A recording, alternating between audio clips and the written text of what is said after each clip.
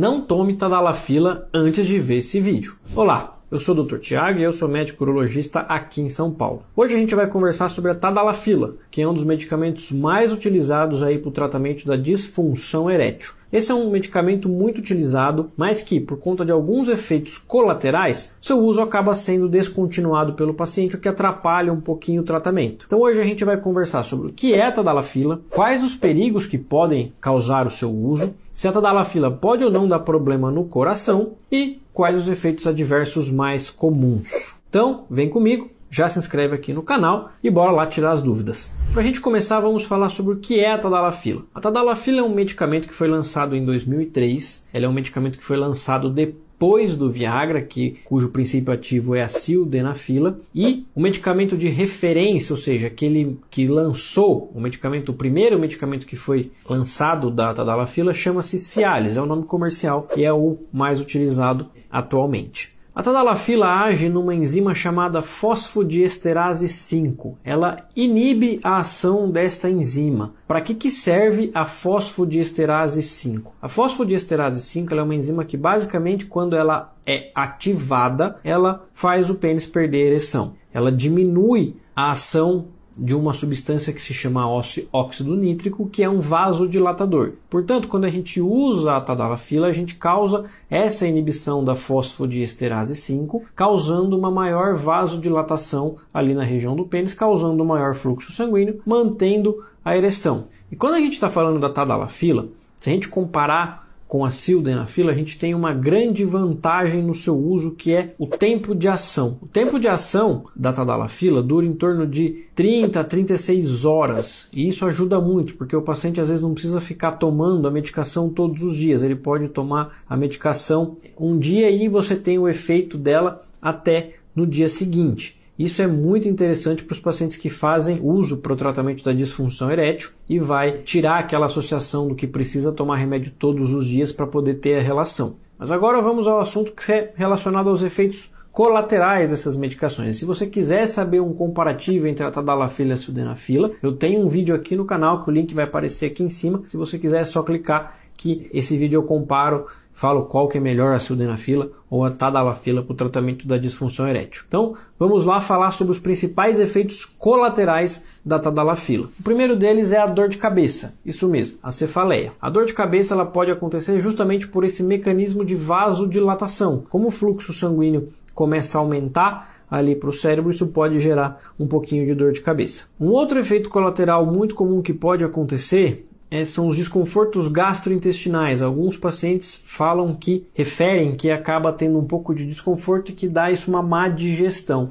Isso é comum também com o uso da tadalafila. Existem outros efeitos que são menos comuns, que é a dor muscular. Isso geralmente acontece em menos de 5% dos casos, mas alguns pacientes referem que começa a ter dor nos ombros e também dor na panturrilha. Isso é um efeito colateral que pode acontecer aí com o uso da tadalafila. E um outro também que pode aparecer é o rubor facial, o que é normal. Afinal, como a medicação é um vasodilatador, você vai ter uma dilatação dos vasos sanguíneos e isso vai fazer com que o rosto fique um pouco mais vermelho, causando esse rubor facial. Mas e com relação aos efeitos colaterais cardíacos? É verdade que a tadalafila pode causar algum problema no coração? Antes de falar sobre isso, eu acho que esse vídeo já merece o seu like, então clica aqui no joinha, isso ajuda a eu entender se você está gostando ou não desse vídeo e continuar gravando esses vídeos para vocês e trazendo essas informações. Voltando então aqui ao conteúdo, a tadalafila ela não causa problema no coração. Então da onde vem esse mito, essa história de que essas medicações podem causar infarto? Pacientes que já infartaram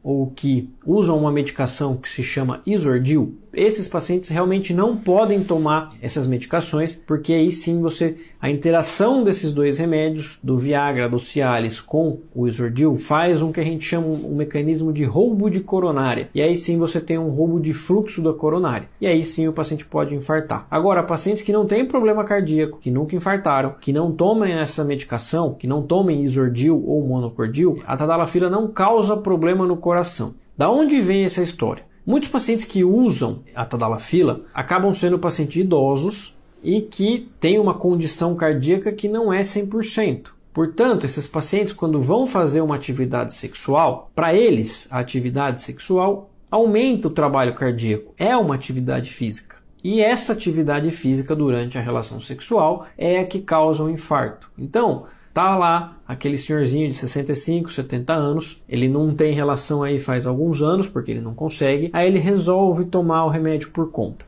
Ele toma o remédio funciona, ele tem a ereção, e aí ele vai ter a relação. Ele acaba infartando na relação, não por conta do remédio, mas por conta do aumento do trabalho cardíaco causado pela relação sexual, não pelo remédio, tá? Se ele tivesse tomado o remédio, tivesse tido a ereção e não tivesse tido relação, ele não infartaria. Então, o que a gente sempre recomenda é, os pacientes que têm disfunção erétil, geralmente pode ter um problema associado cardíaco, porque às vezes a causa do problema que causa a disfunção erétil, a aterosclerose, o depósito de gordura dentro dos vasos, também acontece no coração. E isso faz com que esse paciente tenha uma predisposição maior a ter infarto. Portanto, a gente sempre recomenda se for utilizar a medicação, você precisa fazer uma avaliação cardiológica antes, para saber se está tudo bem. Um bom indicativo se você já faz atividade física, você já tem aí seus 40 minutos, pelo menos uma hora de caminhada aí todos os dias, corre, anda de bicicleta, enfim, tem alguma atividade física aeróbica principalmente, e você